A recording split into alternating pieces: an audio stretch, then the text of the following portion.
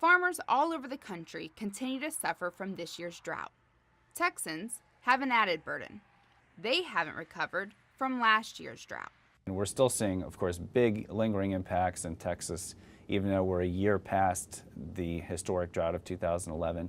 Brad Rippey is a meteorologist for the USDA. He says the crops didn't have much of a chance this year, regardless of the forecast. Typically, for things like range and pasture land, it can take as much as 3 to 4 years before we see a complete recovery. As farmers count up the losses from their damaged crops, many are asking what Congress is doing to help. Our current farm bill expires in September of this year.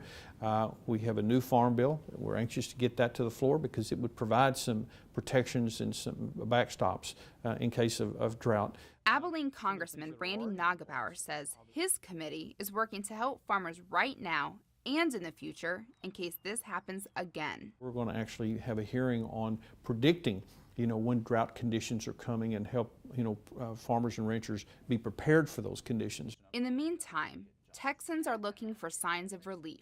If we do see El Nino forming, developing over the equatorial Pacific in the coming months, and right now the odds are in favor of that happening, that could lead to a much wetter winter pattern across the southern tier of the United States, leaving farmers with hope for improvement, but not until next year.